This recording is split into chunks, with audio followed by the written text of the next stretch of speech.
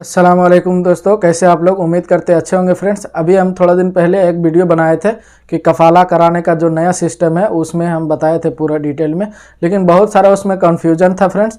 और उसमें एक और बताए थे कि आपका अगर यदि कफ़ील का कोई आगे यदि हरूफ लगा दिया है तो उसमें कैसे आपका रिमूव हो सकता है। तो ठीक है फ्रेंड्स, तो कफ़ील जो हरूफ लगाता है उसमें दो तरीके का हरूफ होता है। अगर यदि आप कफ़ील के पास से भाग गए हैं तो एक नॉर्मल हरूफ होता है, उसको जा करके अपना जान छुड़ा लेता है कफ़ील, जाके आपका पासपोर्ट वहाँ जवाजात में जमा कर देता है।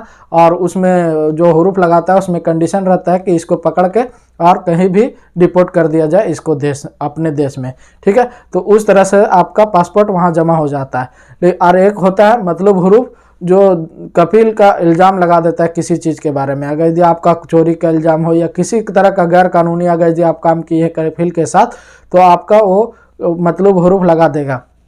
ठीक है, उसमें ये कंडीशन रहता है कि इस बंदे को पकड़ो और पकड़ के मेरे हवाले करो, मेरा ये सामान नुकसान करके चला गया है। तो ठीक है फ्रेंड, तो इसके दोनों कंडीशन में आपको कफ़ाला या खुरूज निहाय कैसे मिल सकता है इसके बारे में इस वीडियो में हम पूरा डिटेल बताएंगे। ठीक है, अगर यदि आपके पास नॉर्मल हरूफ लगा है तब भी, और अगर यदि जो कंडीशन जो मतलब हरूफ लगा है उसमें भी, दोनों कंडीशन में आपको ऐसे भागते फिरते रहना नहीं है। भागते फिरते रहेंगे तो कितना दिन भागेंगे। इसलिए फ्रेंड्स, आपको कफ़ील आपका नहीं कुछ कर पाएगा। कफ़ील आपको कहीं भी हरूफ लगा देगा तो डिपोर्ट करने का हरूफ लगा देगा जिसमें आपका पासपोर्ट वहाँ रखा है। अगर यदि कफ़ील रखा, ऐसे तो नियम नहीं है। कफ़ील अगर यदि रख लिया पासपोर्ट तो उसके खिलाफ भी कार्रवाई किया जाएगा, उसको फाइन भी आदि मुखालफा भी आएगा। ठीक है, लेकिन अगर यदि आपका पहला स्टेप में अगर यदि नॉर्मल हरूफ है तो आपको कहीं भी पकड़ लेगा तो आपको डिपोर्ट कर दिया जाएगा। लेकिन दूसरा कंडीशन है जिसमें चोरी का इल्ज़ाम हो या और किसी तरह का कोई भी गैर कानूनी काम किए होंगे कफ़ील के साथ, तो आपके साथ मतलब हरूफ लगा दिया होगा। तो दोनों ही केस में आपको सबसे पहले अगर वैसा हरूफ लगा दिया है, हरूफ कैसे चेक करें इसके बारे में भी वीडियो बना चुके हैं हम, जा करके देख लीजिएगा।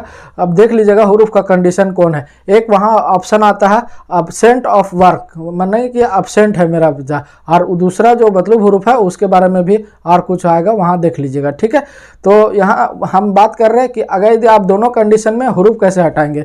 तो हरूफ हटाने के लिए सबसे पहले फ्रेंड्स, दोनों कंडीशन में अगर यदि आपका कंपनी या कफ़ील का रेड जोन है, माने कि रेड लिस्ट में आपका कंपनी या कफ़ील है, तो आपका कोई भी हरूफ लगा होगा तो आपका जो फाइन आपका अगर यदि अकामा पर लेट फीस जो भी होगा उसको भर करके आप तुरंत नकल कफ़ाला करवा सकते हैं कफ़ील के बगैर। इसके बारे में भी वीडियो 4 ऐसे तरीके बनाए हैं जिसके बारे में वीडियो बना चुके हैं, आप देख लीजिएगा। 4 कैसे कौन कौन सा तरीका है, आप कैसे यहाँ जा सकते हैं, आपका कफ़ाला करा सकते हैं कफ़ील के बगैर। ठीक है, तो यहाँ फाइनल हो गया। मतलब हरूफ जो होगा उसको हटाने के लिए आपको लेबर कोर्ट में केस करना होगा।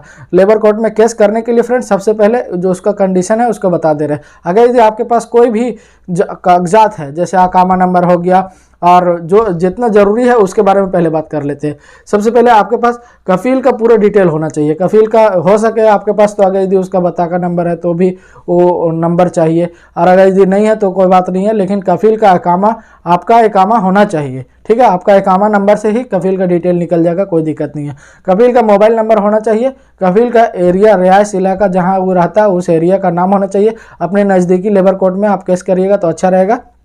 आपको जब भी बुलाया जाएगा तो आपको जाना पड़ेगा वहाँ। तो ये चारों चीज़ आपको जुगाड़ हो जाएगा। आप मोबाइल नंबर, स्पॉन्सर आईडी, और ये आपका अकामा और कफ़ील का ये बताका नंबर होगा तो उसका ले करके आप कंपनी में जवाजात में जाइएगा, लेबर कोर्ट में आप जाइएगा। ठीक है, एमबीसी में नहीं जाइएगा। एमबीसी में बहुत सारा ऐसा छोटा छोटा केस पड़े हुए रहता है, लेकिन आप जवाजात में जाइएगा लेबर कोर्ट में। लेबर कोर्ट में आप FIR दर्ज कीजिएगा, वहाँ केस कीजिएगा। केस करने के लिए वहाँ आसपास में बहुत सारे लोग अपने अपने लैंग्वेज का मौजूद रहते हैं बाहर में, आप उसको थोड़ा सा मदद ले लीजिएगा कैसे केस करना, कैसे लिखना। जो भी पेपर में आप लिखेंगे, जिस नाम से जिसके बारे में केस करेंगे, आपके पास अगर यदि कफ़ील गलत इल्ज़ाम लगाया है तो आपके पास प्रूफ होना चाहिए, और अगर यदि कफ़ील इल्ज़ाम लगाया है तो कफ़ील के पास प्रूफ होना चाहिए। ठीक है, मिनिमम यहाँ 3 केस आपका 3 डेट होगा। ठीक है, कफ़ील का जो आप केस किए करेंगे उसके बारे में पूरा आपके पास वही बात बोलिएगा जो आप लिखवाए हैं। ठीक है, आपके साथ क्या मजबूरी है उसके बारे में बोलिएगा। सैलरी का प्रॉब्लम है तो सैलरी का भी रिकॉर्ड होता है आपके पास। अगर यदि सैलरी कैश दिया है, अगर यदि कोई साइन वाइन नहीं कराया है तो भी आपके पैवन में बात बन सकता है। और सैलरी का अगर यदि प्रॉब्लम बताइएगा तो बैंक में नहीं मिला होगा तो भी प्रूफ होना चाहिए, मतलब कि जो भी प्रूफ होगा उसी को वहाँ लिखवाइएगा, नहीं तो आपके खिलाफ में भी केस हो सकता है, आपके खिलाफ में भी कानूनी कार्रवाई हो सकती है। ठीक है, और फाइनल वहाँ केस लिखवाने से पहले आपको ये सोच लेना होगा आपको करना क्या है। आपको फाइनल बाहर जाना है, काम करना है, कफाला करना है, या फिर आपको खुरुज निहाय पे जाना है। तो दोनों चीज़ आप केस में पहले ही लिखवा लीजिएगा।